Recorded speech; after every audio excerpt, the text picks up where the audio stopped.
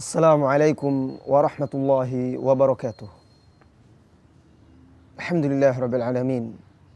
Wassalatu wassalamu ala sayyidil anbiya'i wal mursalin wa ala alihi wa ashabihi wa man sara ala nahjihi wa tamassaka bi sunnatihi ila yaumiddin wa sallama tasliman katsira, amma ba'd. Saudaraku, siapa yang akan menyolatkan jenazahmu kelak? Sudahkah engkau memilih orang-orang yang akan berdiri kelak mengisi saf-saf di belakang jenazahmu ketika jenazahmu disolatkan? Pertanyaan yang aneh, barangkali menurut Anda membingungkan. Apa mungkin kita memilih orang-orang yang akan menyolatkan jenazah kita? Apakah bisa kita memilih orang-orang yang akan mendoakan kita? Sabar wahai saudara. Simak dahulu, jangan gusar. Buka hati sebelum membuka mata dan telinga. Saudara-saudari kaum muslimin dan muslimat yang semoga senantiasa dirahmati dan diberkahi oleh Allah Subhanahu wa taala. Adalah satu hal yang lazim bahwa biasanya yang menyolatkan seseorang adalah orang yang mencintainya, teman-teman dekatnya, karib kerabat, orang-orang yang mengenalnya. Mereka lah lazimnya yang berdiri kelak di dalam saf di belakang jenazahnya ketika ia disolatkan. Nah, sudahkah Anda berpikir siapa kelak yang akan menangis di sisi Anda ketika Anda meregang nyawa, menghembuskan nafas terakhir, lalu mentalkinkan Anda la ilaha illallah? Sudahkah Anda berpikir siapa kelak yang akan memandikan jasad Anda, mengkafankan tubuh Anda? Sudahkah Anda berpikir siapa kelak yang akan menyolatkan jenazah Anda, mengantar ke kuburan, bahkan menurunkan ke liang lahat? Lalu siapa pula yang akan berdiri berdoa kepada Allah Subhanahu wa taala agar engkau diberi keteguhan oleh Allah Subhanahu wa taala saat ditanya oleh malaikat di alam barzah?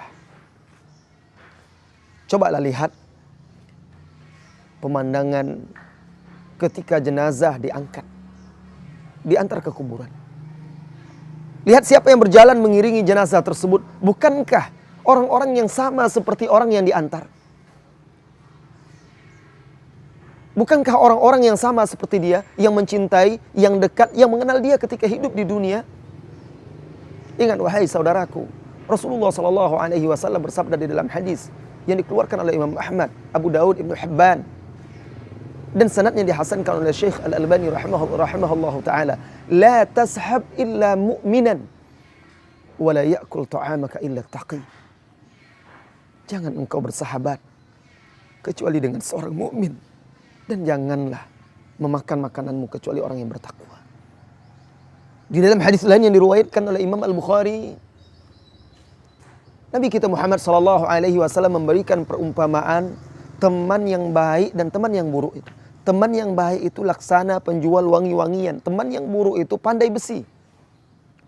Penjual wangi-wangian, jika Anda bersahabat dekat, berteman dengannya, Anda bisa membeli atau setidaknya Anda mendapatkan bau yang wangi. Tetapi cobalah berteman dengan pandai besi. Duduk bersamanya. Maka apa yang Anda dapat? Rasa panas, bara, bau besi terbakar, keringat yang mengucur. Saudaraku, kaum muslimin dan muslimat yang semoga senantiasa dirahmati dan diberkahi oleh Allah Subhanahu wa taala. Ini realita kehidupan kita. Terkadang memang pahit. Tapi lebih baik kita menelan pahitnya di dunia daripada merasakan pahit akibatnya kelak di yaumil qiyamah. Lihatlah. Bahkan terkadang Anda ketika teman Anda wafat. Bahkan terkadang Anda tidak ikut menyolatkannya. Anda mengantar jenazah, terkadang Anda tidak ikut menyolatkannya. Atau sebagian orang itu yang ikut mengantar jenazahnya, barangkali menunggu di masjid, di luar masjid. Ketika jenazah keluar, dia ikut mengantarkannya.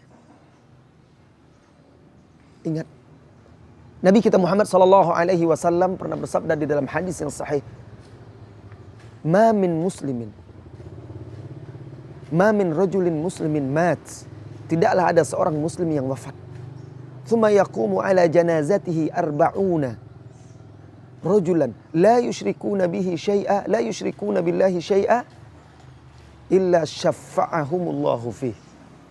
Tidaklah seorang muslim wafat lalu berdiri menyolatkannya 40 orang yang bertauhid, yang tidak menyekutukan Allah dengan sesuatu apapun, melainkan Allah akan jadikan mereka itu sebagai syafaat bagi orang yang meninggal tadi. Ada dua hal penting di dalam hadis yang mulia ini. Yang pertama, Allah jadikan doa orang ini syafaat bagi si mayit. Allah kabulkan doa mereka, permohonan ampun mereka. Kemudian yang kedua, orang-orang ini adalah orang-orang mukmin yang tidak menyekutukan Allah Subhanahu wa taala dengan sesuatu apapun.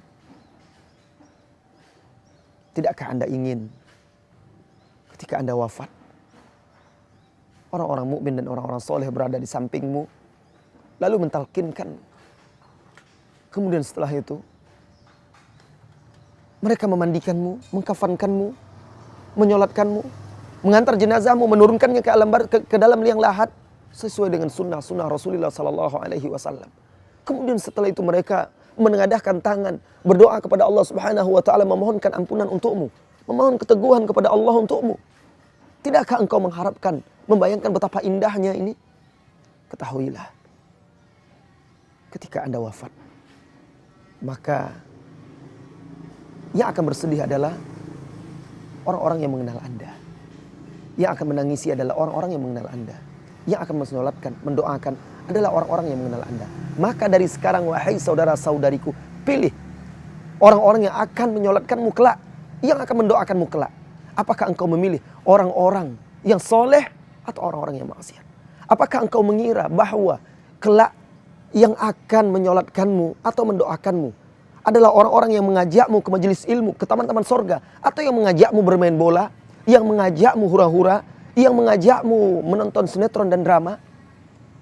Apakah engkau ingin orang yang menyolatkanmu kelak orang-orang yang rajin membaca Al-Quran, yang ketika berbicara dia berkata qala Allah, qala Rasul sallallahu alaihi wasallam, ataukah orang yang berbicara dengan kata-kata yang kasar, kotor, keji, sesuatu yang vulgar, menyampaikan berita-berita yang tidak baik kepada Anda?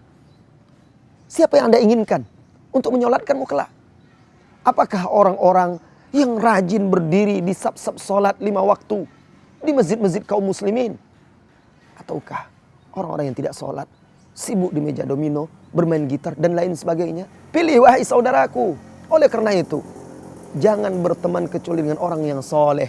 Jangan bersahabat kecuali dengan orang yang bertakwa. Dan berusahalah untuk bisa berteman dekat dengan orang-orang mukmin yang bertauhid, tidak menyekutukan Allah dengan suatu apapun. Kelak mudah-mudahan mereka yang akan mendoakanmu, mereka yang akan menyolatkanmu, sehingga bisa menjadi syafaat bagimu kelak di yaumil qiyamah. Assalamualaikum warahmatullahi wabarakatuh.